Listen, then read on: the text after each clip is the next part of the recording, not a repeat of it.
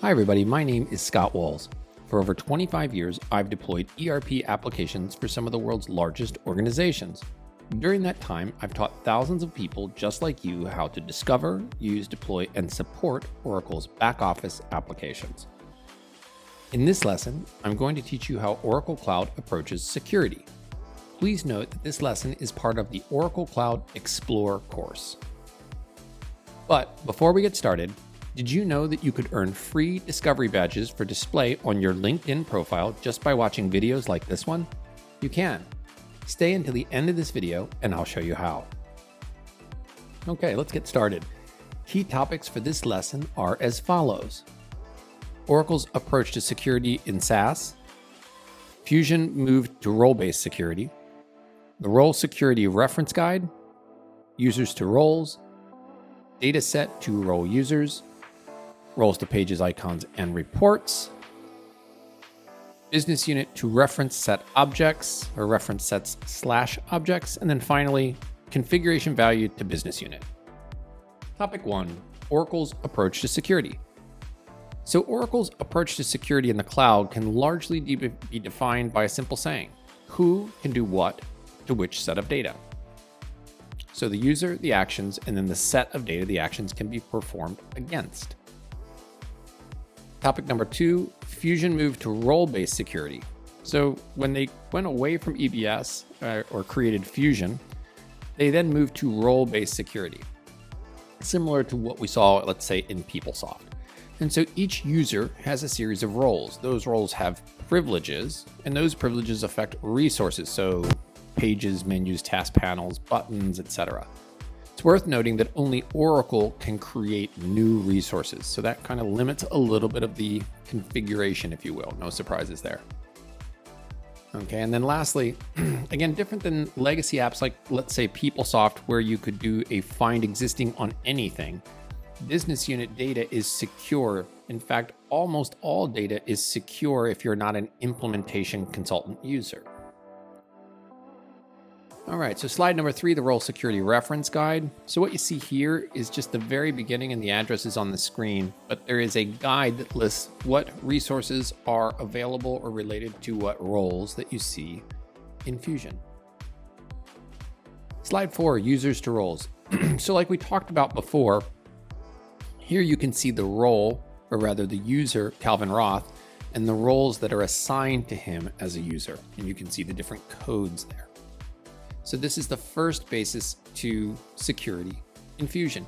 This largely controls page access, as well as some of the grouping mechanisms for routing within approval, which will be talked about more when we get into the approval overview. Next, data set to user / roles. So in legacy land for EBS, you had data assigned to roles.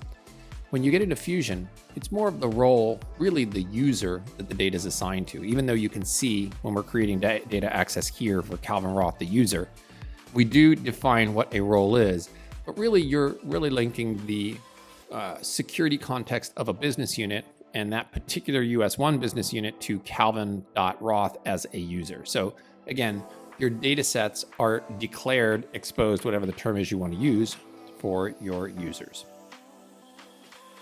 Another way to secure is roles to pages, icons, and reports. So I've already said that users get linked to roles. What you see here is some of the ways that affects the user's access. So let's go like we're in a clock from 12 o'clock on around clockwise. So the first image here, really in the upper left, is called apps. What you see here is if you were to edit the icons on your home page, much like your telephone, you have a series of apps that you can put icons on there, and you do that in Fusion by clicking a checkbox. And so that's what you see in the upper left. Okay. Then when we get to the right, the page shot or image of analytics, similar idea here, but these are reports or analytics or queries. And so you see by clicking that multiple page looking icon on the right of the image, it allows you to select the infolets that you want to have appear on your page. But what you don't know is that that's not the universe of infolets. It's just the infolets that are related to your roles. And then lastly, on the bottom, this is kind of, if you think again back to the phone analogy, this is when you can see all of your applications. So anytime you're in a Fusion screen or page, in the upper left, there's 3 horizontal lines. They call it a navigator. In slang, it's also called the hamburger.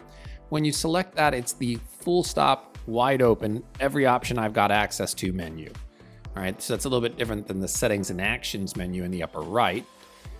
Or obviously the icons that you see. So again, this navigator menu is similar to the full stop menu on your phone, and then you can select the different applications talking about your phone, and they appear on your springboard.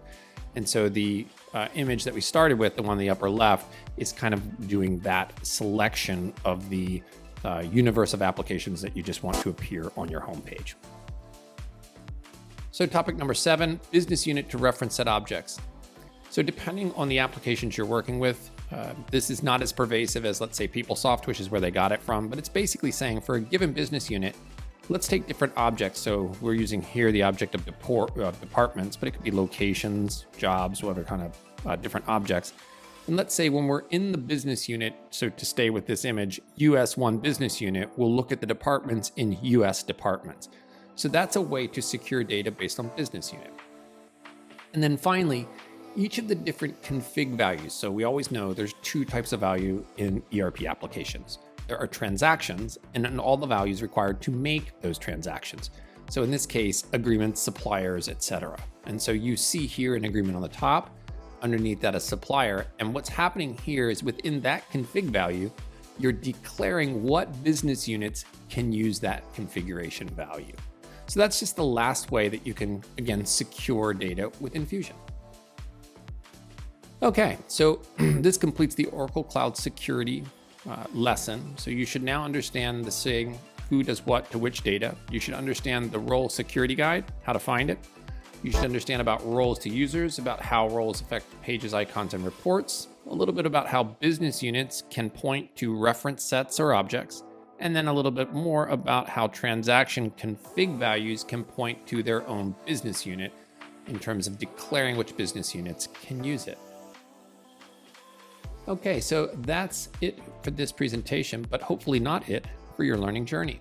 There are thousands more free videos just like this one. Remember, better content, better skills, better income, better life. We want to help you get 1% better every day. Thank you for watching and have a great day.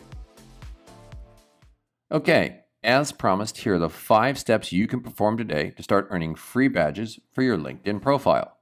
Step 1, navigate to Panameer.com and either sign in or join now. It's free. Step 2, in the upper left, under the Discover menu, select the course that you want to watch and get badged for. Step 3, watch all of the different video lessons in that course. Step 4, when it's complete, send your LinkedIn profile and the course you watched and your user ID to badges@Panameer.com. And then sit back and wait for step 5 when we attach a badge to your LinkedIn profile.